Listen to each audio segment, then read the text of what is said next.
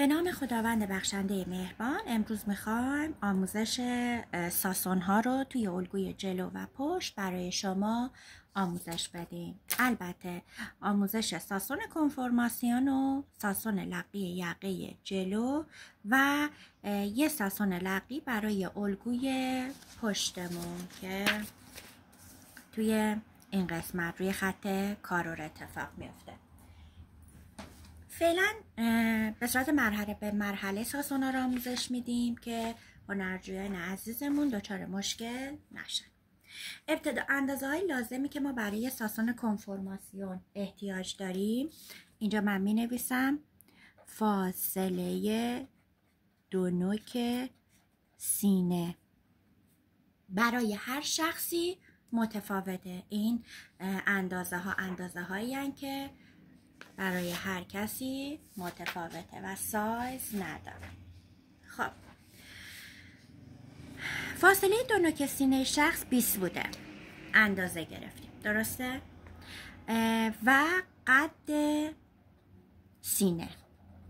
قد سینه چی بود؟ از چال گردن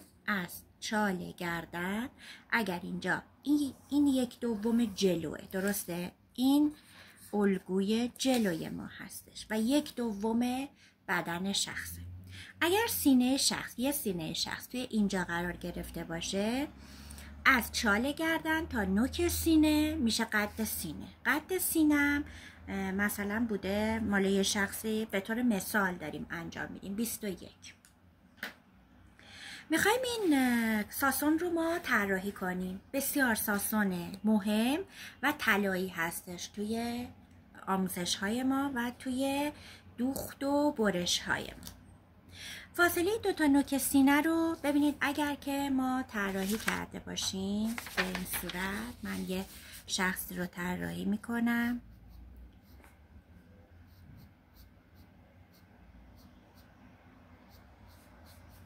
خب ببینید سینه های هر شخص سر جای خودشه، درسته؟ نوک سینه ها یه فاصله داره که با متر ما این مقدار رو اندازه میگیریم. اگر سینه شخص باشه، این نوکش باشه، اینم نوک سینه باشه، آبه میشه فاصله 2 نوک سینه. حالا قد سینه، ببینید ما اینجا یه چال گردن داریم، درسته؟ به صورت اوریب میایم روی نوک سینه با متر اندازه میگیریم، یعنی فاصله این نوک سینه از چال گردن دقیقا میشه روی الگو این قسمت. اگر اینجا رو اسمش رو او بنامیم، اینم او هستش. پس فاصله او تا آ، او آ او ب، او آ یا او ب مساوی او ب مساوی قد سینه. ما اینجا اندازه ها رو نوشتیم. فاصله 2 نوک سینه 20 سانتی متر، فاصله در واقع قد سینه 21 سانتی متر.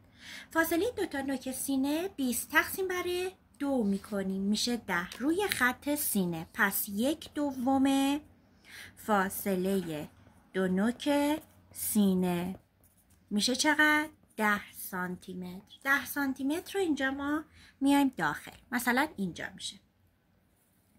اگر این راستای الگوی ما باشه، خط وسط جلوی الگوی من باشه، ببینید او خط وسط جلوی الگوی جلو، درست شد؟ از این نقطه اگر اینو بذاریم سی، اینو بذاریم سپریم، 3 سپریم مساوی 10 سانتی متر. 10 سانتی متر نصف فاصله 2 نوک سینه رو داخل شدم.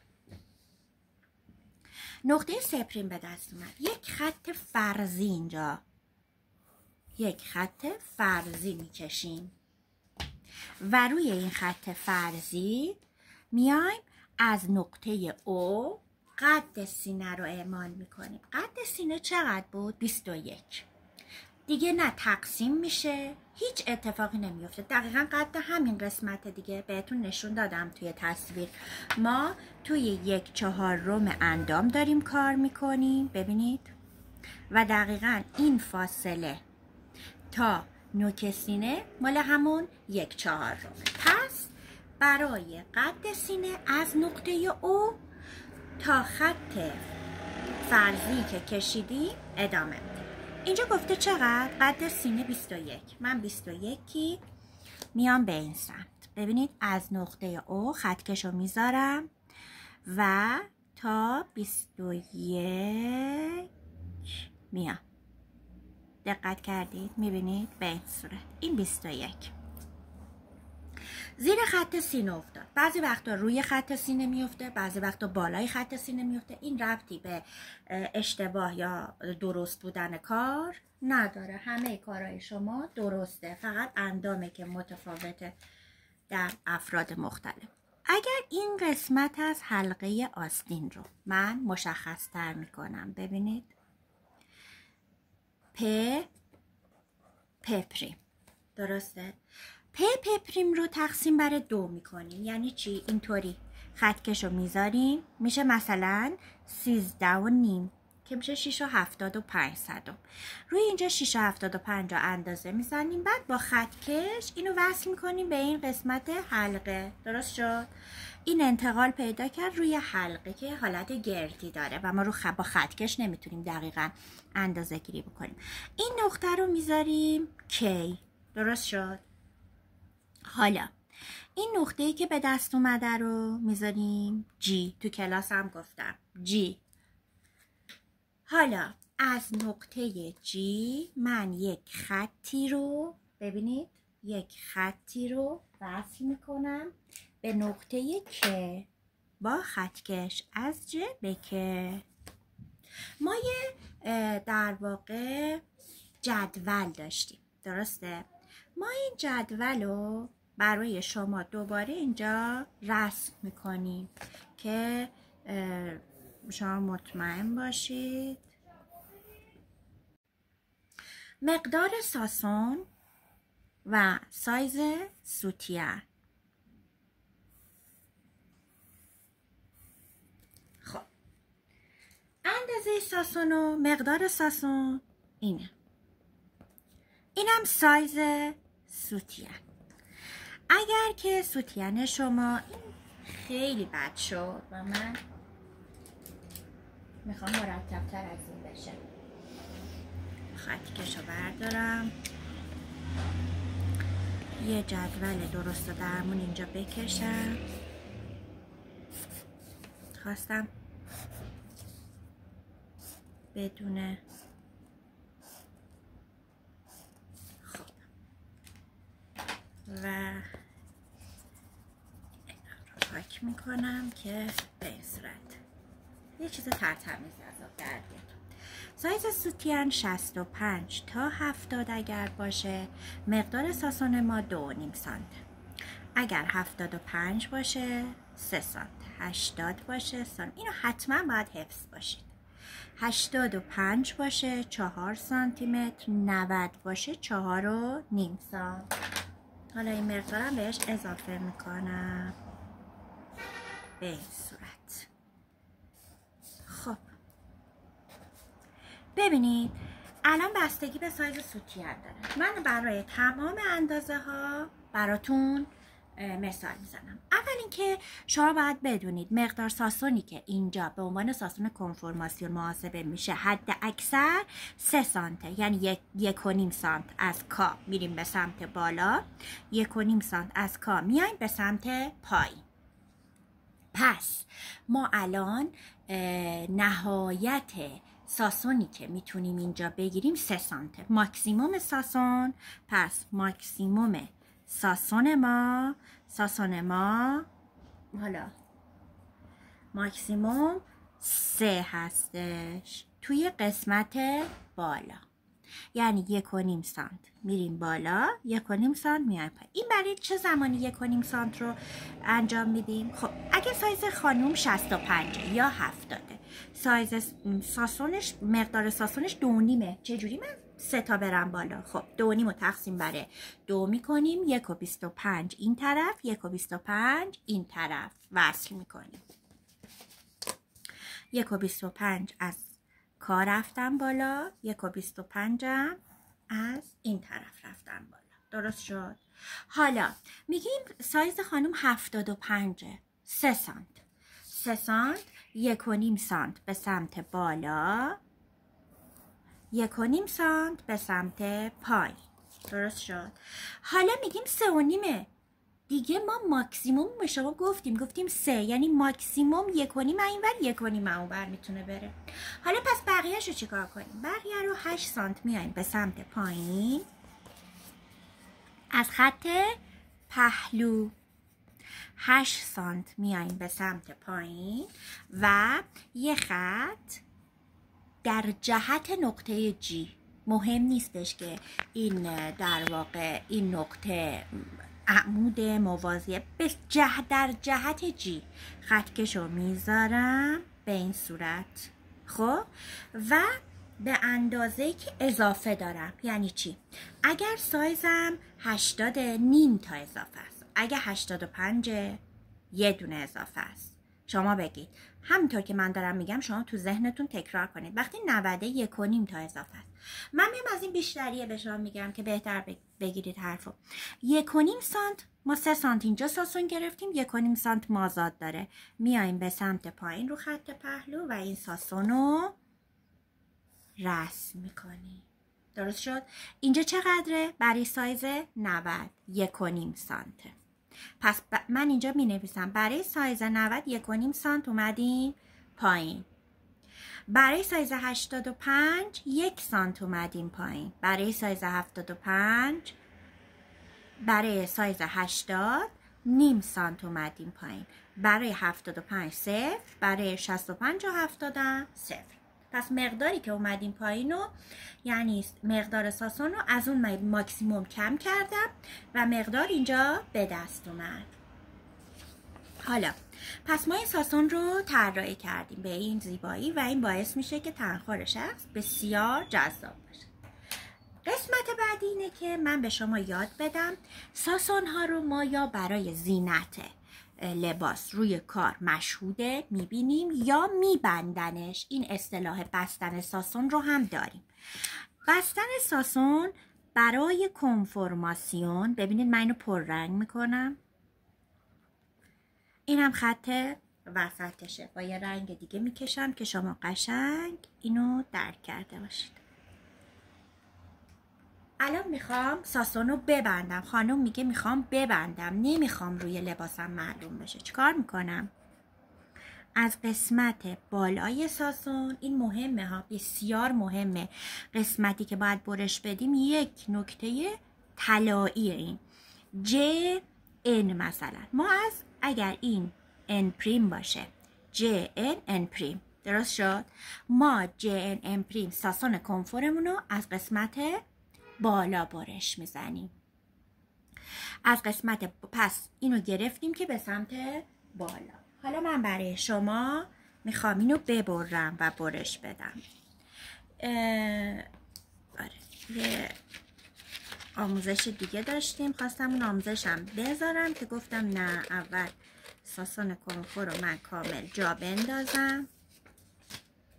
ببینید حلقه آستین من وقتی که یه نکته دوباره میخوایم برش بزنیم، به حلقه آستین رسیدیم، به جای کنفور رسیدیم. خب یه مقداری اینجا اضافه بذارید.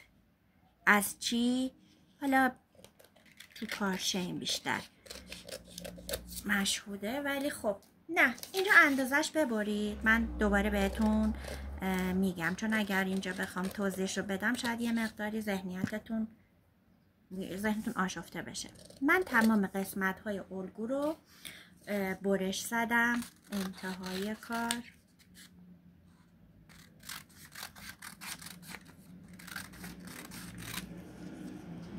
اینم یقه. خب اگر دقت کرده باشید ما ساسون و کنفرماسیون رو گفتیم از کجا برش میزنیم؟ از قسمت بالا. ولی قبل از اینکه این ساسون رو بخوام ببندم، یه ساسون دیگه هم به عنوان لقی یقه بهتون میخوام آموزش بدم. بعد ساسون ها رو با هم میبندیم. این یقه اصلی ماه. این الگوی اولیه ماه. هیچ اتفاقی روش نیافتاده، نه یقه طراحی کردیم، نه الگو رو گشاد کردیم، نه طرح ایده بهش دادیم، نه برشی توش ایجاد کردیم. روی همون الگوی اولیه یقه پشت رو اندازه میزنیم. مثلا اینجا شده 13، باز دوباره میشه همون 6.75. درست شد. وسط یقه یه خطی عمود بر یقه. ببینید اینجا دیگه من دارم میگم عمود، مثل اشعه های خورشید که عمود خورشید یادتونه توی مثلا زمان کودکی میکشیدیم. ببینید اینطوری میکشیدیم خورشید و عمود. میبینید من میخوام اینطوری عمود باشه. یک خط عمود چند سانت؟ 7 سانت با اندازه 1 سانت که نیم سانتش این طرفه. ببینید اگر این نقطه من باشه M، این باشه M'، این حالت گونیایی که کردم زاویه قائمه رو خواستم نشون بدم. نیم سانت به سمت بالا. همیشه ما تو ساسونا یه خط وسط داریم. این خط وسط به ما انگار که راهکار رو به ما میگه. از این خط وسط نیم سانت میریم بالا، نیم سانت هم میایم پایین. بعد از انتها وصل میکنیم به.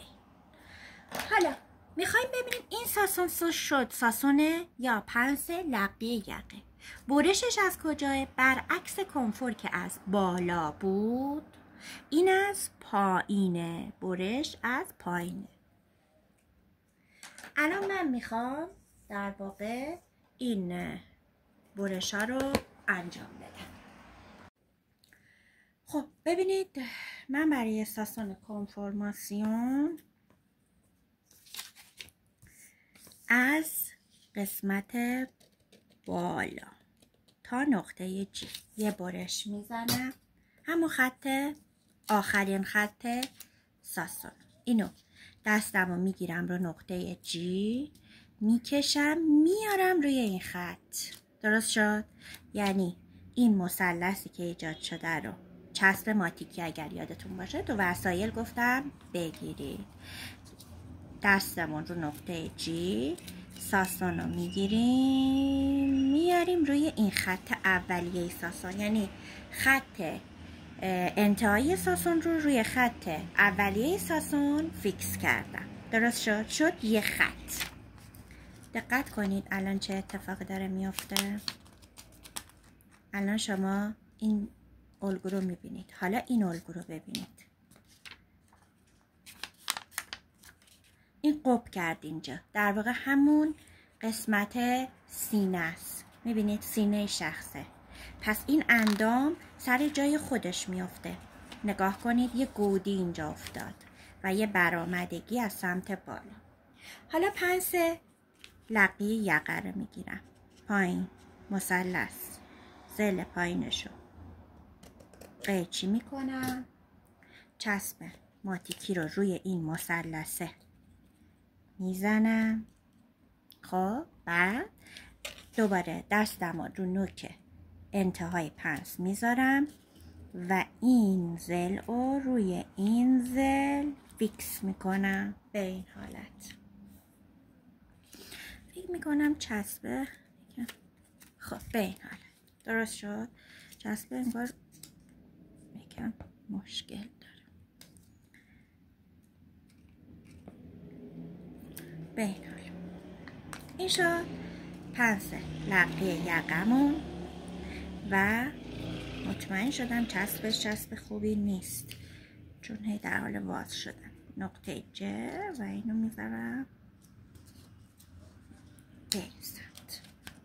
حالا اگر نگاه کنید یه قبی به ما داد. این پنس کنفورمون، اینم پنس یقم.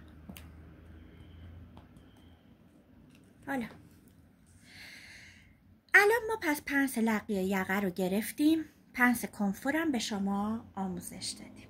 میخوام یه پنس دیگه، نحوه گرفتن پنسم که بستنشم بهتون آموزش دادیم. حالا میریم برای قسمت پشت. برای پشتم میخوام یه پنس پشت رو طراحی کنم.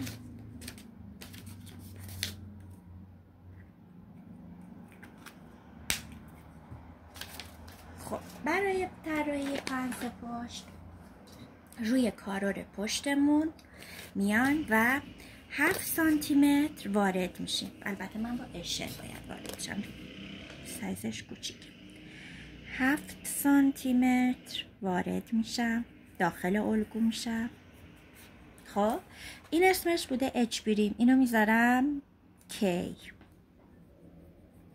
اچ بریم کی 7 سانتی متره. اندازه 1 سانت از اچ بریم به سمت بالا حرکت میکنم روی حلقه و انتهای 1 سانت رو به کی، یعنی این اندازه 1 سانتی متره، این اندازه 7 سانتی متریه. حالا برش این به چه صورتیه؟ برش اینم از سمت بالاه، یعنی این رنگی که من برش پس. خب الان من دوباره این الگوی پشتمو برش میزنم.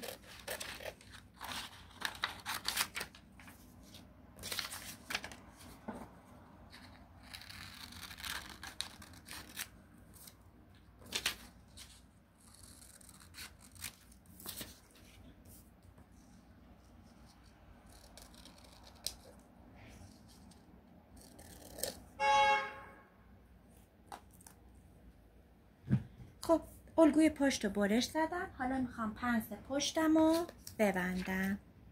این پنس حلقه ای که رو کار رو میبندیم به خاطر کیسوندن حلقه پشت کارتونه تو لباسا. از قسمت بالا قیچی رو میزنم